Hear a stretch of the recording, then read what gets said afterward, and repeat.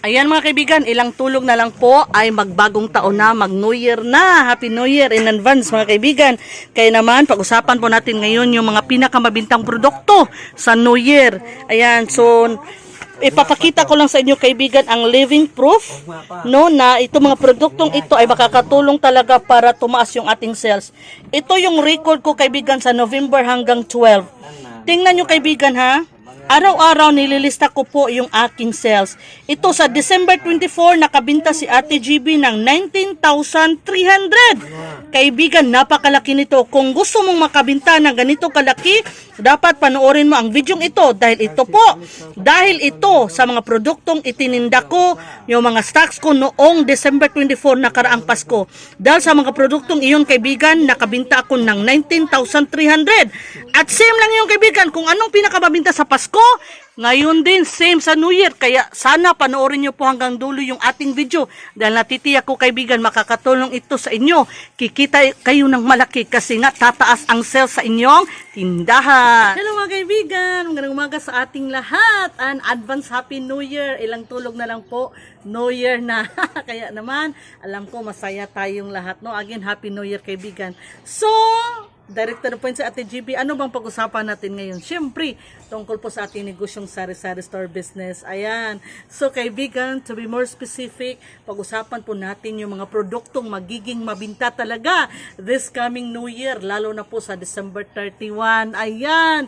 Kagaya po ito, no? Ayan. So, maging ano na lang sa Ate GB, talagang direct to the point. Ito mga produkto ito kaibigan, same po ito. Parehas lang no na mabinta talaga noong nakarang Pasko, December 24. Ayan. Pero mayroon lang tayong idagdag. May mga produkto po, ilang produkto po kasi na hindi mabinta noong December 24. Pero sa New Year, magiging mabinta sila. Bakit? Dahil to sa mga tinatawag natin na pamahiin. Kaya i-include na, isama na ni Ate GB yung ating mga pamahiin. No?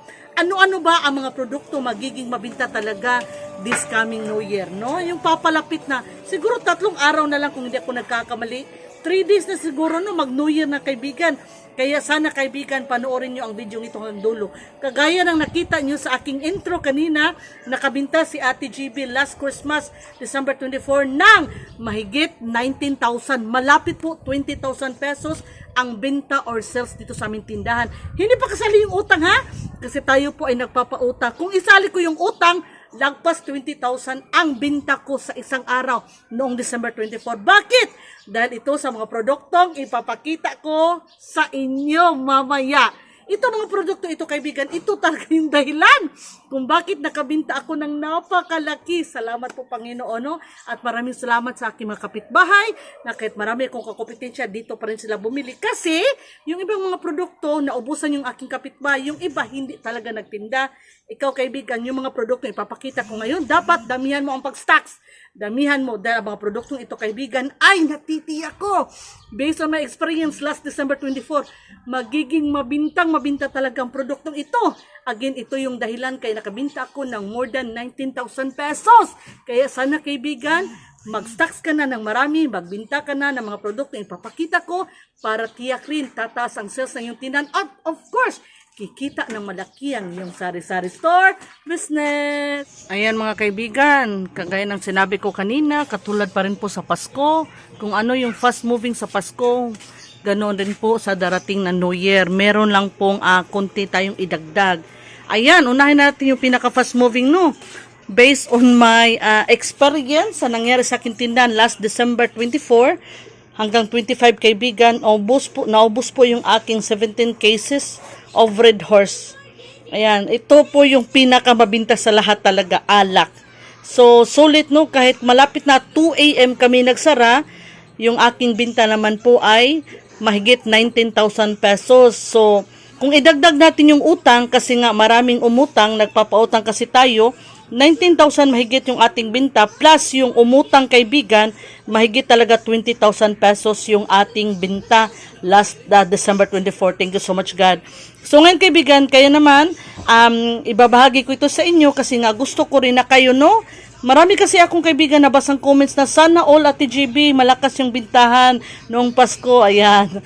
Kasi yun po ay dahil talaga sa alak. Alak kaibigan, napakalakas ng bintahan sa Pasko. So matik na yun sa darating na New Year rin.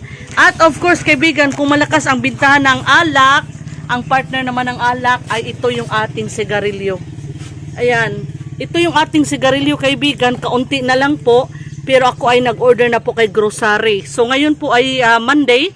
Ang delivery ni grocery ay Tuesday, Thursday, tsaka Saturday dito sa amin sa Talisay City, Cebu. So bukas Tuesday, madagdagan na po yung ating cigarette. At hindi lang yan, no? Mag-order rin tayo sa ating local supplier, wholesaler, no, ng mga alak at cigarette.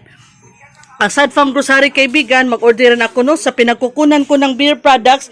Mayroon din kasi silang sigarilyo, kaya mag-order sa Hati GB. Partner na ito kaibigan, ha? Mga soft drinks. Ayan.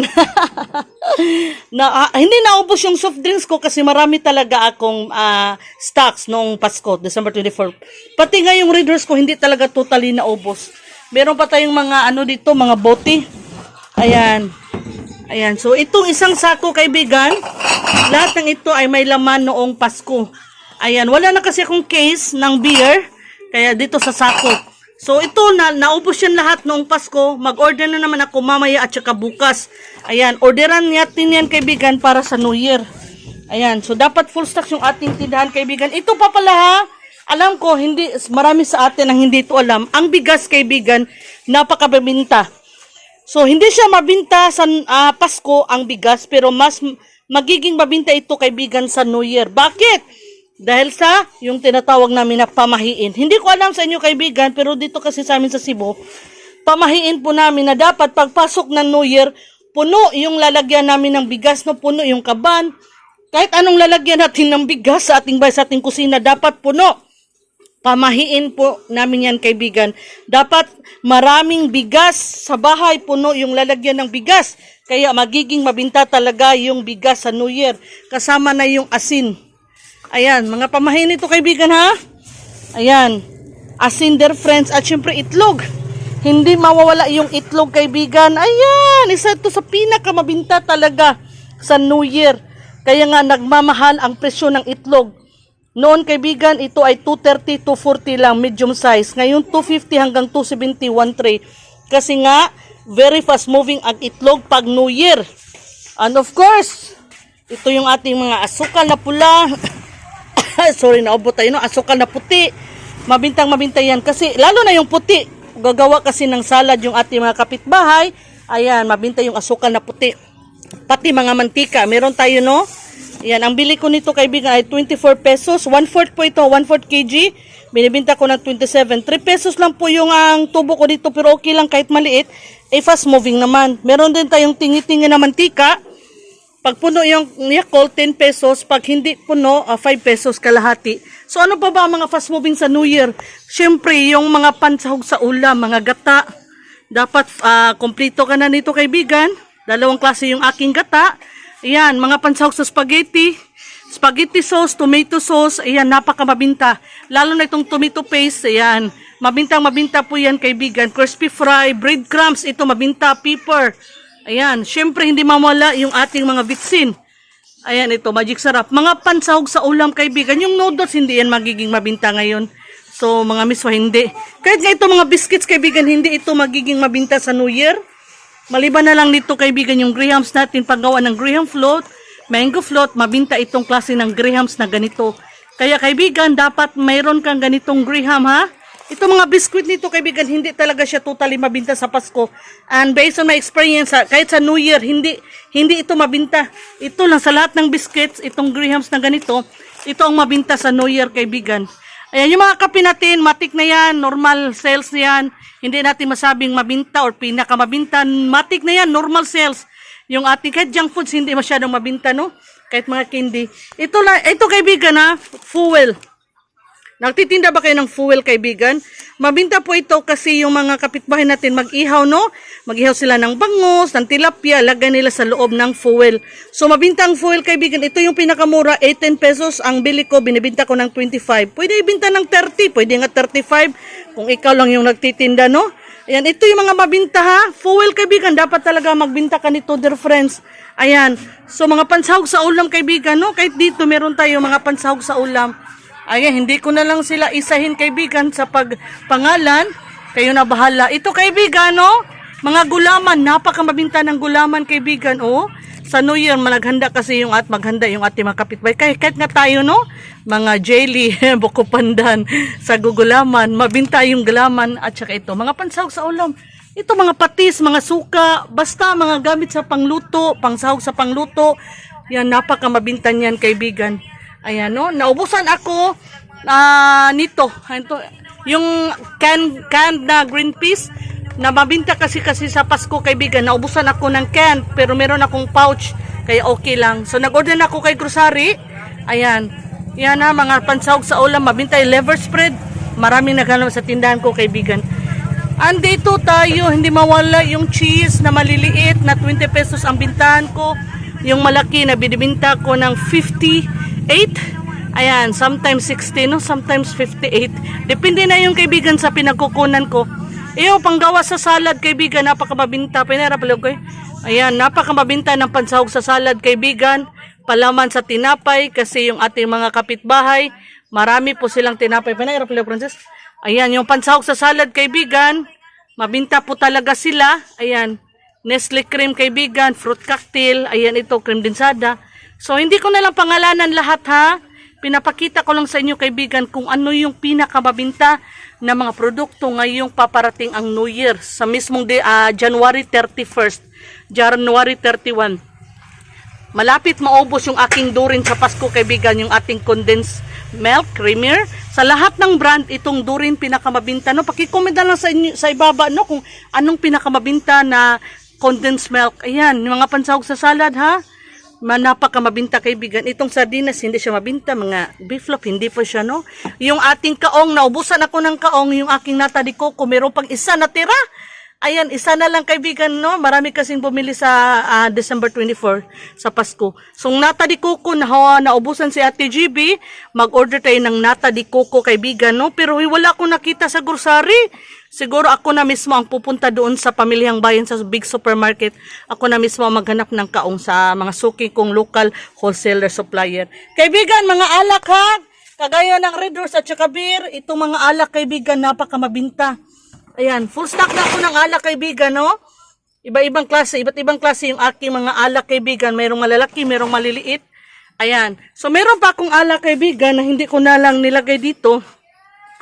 Yung gamot nga pala kaibigan, mabinta, lalo ng sansatyan, Kremil S, Lomotil, Diet Tabs, yung mga hindi natunawan, no? Magiging mabinta yung mga gamot sa tiyan sa January 1, after ng 31. After December 31, kaibigan, magiging mabinta ang mga gamot, lalo na yung sa tiyan, no? Proven na ko yun, kaibigan, tested ko na talaga. Kremil S, Diet Tabs, Lomotil. Yung mga hindi natunawan, yung nagkaka-LBM or yung mga palaging balik-balik sa kanilang CR. Ayan, mabinta ang gamot sa December 31. Kagaya sa Pasko. Sorry, may dumalang na tricycle. Sa December 24, no, maraming kainan. Ayan, party-party. Sa December 25, halos maubos yung aking Lomotil, Diet Tabs at Kremil S. Ayan. So, meron tayong customer. Staying Tagara, good ko eh. Meron tayong soke si Erwin, no? Shout out. Ayan, magiging mabintahan. Tatlong yung refrigerator na ginagamit ko, kaibigan. Meron pa pala akong alak, Tagara Francis. Meron pa po akong alak. Hindi kasi magkasya sa tindahan ko, kaya dito sa kwarto ko nilagay yung aking alak. Ayan. Ayan, pasensya na yung kwarto ko, no? Magulo. Ayan, meron tayong bagong damit, bigay ng aking kapatid sa Pasko. Thank you so much, Jamaica. And yung aking kapatid na isa si Joanna Lee. Pinakamin kami sa labas. Ayan, meron pa akong 2 boxes ng alak, kaibigan. Hindi kasi makasya doon sa tindahan. Kaya dito ko na lang ilagay sa kwarto para safe sila, no? Hindi mabasag. Ayan, balik tayo doon. Oh, wala na nagduwa. Ayan. So, yun yung mga produkto, kaibigan, na dapat talaga meron ka sa iyong tindahan ngayong paparating na New Year. Especially talaga yung pansahog sa ulam, yung pansahog sa humba. Meron ako kaibigan ito, no? Ayan, so halos maubos ito noong December 24, kaunti na lang natira. Kaya bibili na naman ako sa Pamilyang Bayan. Ay, ang hirap buksan. Buksan ko muna mga kaibigan ha. Ang hirap buksan. Ito po yung mga pansahog sa ulam, humba. Meron tayong dahon ng laurel. Meron tayong pamintang buo. Meron tayong asosinas, tawag sa amin. Mga pansahog sa ulam, kaibigan, dapat meron ka dito, mga black beans. Marami maghanap niyan, kaibigan. O, meron tayong sachet na black beans, meron ding maliliit. So far, so good. Ito talaga yung mga pinakamabinta sa lahat, ha, kaibigan. Pero ang pinakadamihan nyo talaga yung alak at saka sigarilyo. Kasi talaga, baka maubusan kayo, mga kaibigan. Ayan, so ayan, no? Ito na lahat yung mga pinakamabinta na produkto ngayong New Year, kaibigan. Kasama na yung cornstarch, no? Ayan. So, kaya dapat mag-stock kayo nito, kaibigan, para tiyak kikita kayo ng malaki. Katulad kay Ate GB, kung nakita yung aking unang video, not few days back, sa December 24, nakabinta ako ng lagpas 19,000 pesos. Ayan, naka-record po yan. Ipapakita ko sa inyo. Ayan. So, ito po, no? Ayan, so naka-record po yung aking mga binta. O tingnan nyo, no? December 24, 19,300 yung binta ni Ate GB. Kasi po, dahil sa mga produktong ipinakita ko sa inyo, kaya dapat magtinda rin kayo nito, kaibigan, para tiyak lalago inyong sari-sari store business.